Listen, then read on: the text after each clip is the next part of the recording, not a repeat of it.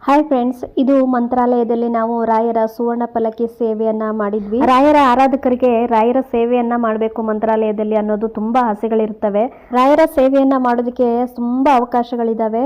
ಅದೇ ರೀತಿ ಈ ಸುವರ್ಣ ಪಲ್ಲಕ್ಕಿ ಸೇವೆ ಕೂಡ ಒಂದು. ನಿಮಗೂ ಕೂಡ ಈ ಸುವರ್ಣ ಪಲ್ಲಕ್ಕಿ ಸೇವೆಯನ್ನ ಮಾಡಬೇಕು ಅಂತ ಅನ್ಕೊಂಡಿದ್ರೆ ಈ ವಿಡಿಯೋದಲ್ಲಿ ನಾನು ಸಂಪೂರ್ಣವಾಗಿ ಅದರ ಬಗ್ಗೆ ಬುಕ್ಕಿಂಗ್ ಹೇಗೆ ಮಾಡ್ಕೊಳ್ಬೇಕು ಏನು ಅಂತೇಳಿ ಮಾಹಿತಿಯನ್ನ ನೀಡಿದ್ದೀನಿ.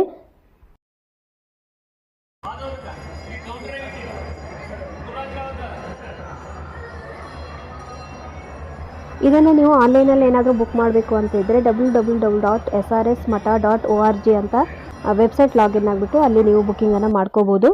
ಆನ್ಲೈನಲ್ಲಿ ಬುಕ್ಕಿಂಗ್ ಮಾಡ್ಕೋಬೇಕಾದ್ರೆ 2-3 ಡೇಸ್ ಬಿಫೋರೇ ಬುಕ್ಕಿಂಗ್ ಮಾಡ್ಕೋಬೇಕಾಗುತ್ತೆ. ಪ್ರತಿಯೊಂದು ಸೇವೆಯ ಒಂದು ಡೀಟೇಲ್ಸ್ ಕೂಡ ಇದರಲ್ಲಿರುತ್ತೆ. ಇದರಲ್ಲಿ ಬಂಗಾರು ಸೇವಾ ಪಲ್ಲಕ್ಕಿಯನ್ನು ಸೆಲೆಕ್ಟ್ ಮಾಡ್ಕೊಳ್ಳಿ. ಅದು ಸೆಲೆಕ್ಟ್ ಮಾಡಿದ ನಂತರ ನಿಮಗೆ ನೇಮ್ ಕೇಳುತ್ತೆ, ಹಾಗೆ ಫುಲ್ ಅಡ್ರೆಸ್ ಕೇಳುತ್ತೆ. ಅದ್ರ ಜೊತೆಗೆ ಯಾವ ಡೇಟ್ಗೆ ನೀವು ಮಾಡಿಸ್ಬೇಕು ಅಂತ ಇದ್ದೀರಾ ಅಂತ ಅದನ್ನು ಕೂಡ ಮೆನ್ಷನ್ ಮಾಡಬೇಕಾಗುತ್ತೆ. ಹಾಗೆ ಅಮೌಂಟ್ ಬಂದು 12,600 ರೂಪೀಸ್ ಆಗುತ್ತೆ. ಇದನ್ನು ಆನ್ಲೈನಲ್ಲೇ ಪೇ ಮಾಡ್ಕೋಬೋದು, ಏನು ತೊಂದರೆ ಆಗಲ್ಲ. ಕರೆಕ್ಟಾಗಿ 9:30ಗೆ ಸ್ಟಾರ್ಟ್ ಆಯಿತು. ಬೃಂದಾವನಕ್ಕೆ ಮತ್ತು ಪಲ್ಲಕ್ಕಿಗೆ ಪೂಜೆ ನಡೀತು. ಪೂಜೆ ನಡೆದ ನಂತರ ಸೇವೆ ನಡೆಯುತ್ತೆ. ಇವಾಗ ಸುವರ್ಣ ಪಲ್ಲಕ್ಕಿ ಸೇವೆ ಅಥವಾ ಬಂಗಾರ ಪಲ್ಲಕ್ಕಿ ಸೇವೆ ಅಂತಂದರೆ ರಾಯರ ಬೃಂದಾವನವನ್ನು ಸುವರ್ಣ ಪಲ್ಲಕ್ಕಿಯಲ್ಲಿ ಕೂರಿಸಿ ಅದನ್ನು ಮಂತ್ರಾಲಯದಲ್ಲಿ ಬೃಂದಾವನ ಪ್ರದಕ್ಷಿಣೆಯನ್ನು ಹಾಕಿಸ್ತಾರೆ. ಅದನ್ನೇ ಸುವರ್ಣ ಪಲ್ಲಕ್ಕಿ ಸೇವೆ ಅಂತೇಳಿ ಕರಿತೀವಿ.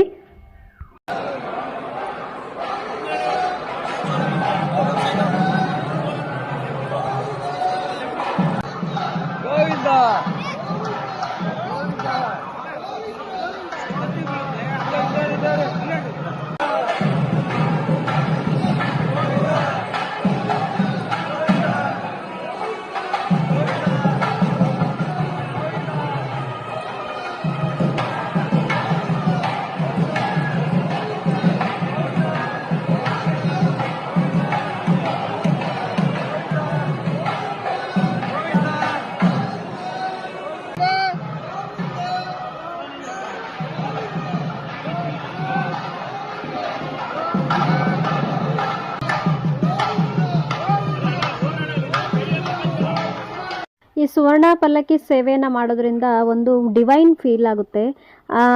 ಎಲ್ಲದಕ್ಕಿಂತ ಹೆಚ್ಚಾಗಿ ಮಾಡುವಂಥ ಮನಸ್ಸಿರಬೇಕು. ಮಾಡುವಂಥ ಮನಸ್ಸಿದ್ರೆ ರಾಯರೇ ಈ ಒಂದು ಅವಕಾಶವನ್ನು ಒದಗಿಸ್ಕೊಡ್ತಾರೆ.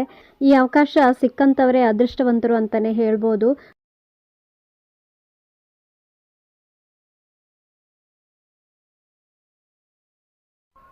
ಇದಾದ ನಂತರ ಸೇವಾ ಟಿಕೆಟ್ ತಗೊಂಡೋದ್ರೆ ಕೌಂಟರ್ ನಂಬರ್ 10ರಲ್ಲಿ ಪರಿಮಳ ಪ್ರಸಾದ, ರಾಯರ ವಸ್ತ್ರ ಮತ್ತು ರಾಯರ ವಿಗ್ರಹವನ್ನು ನೀಡ್ತಾರೆ.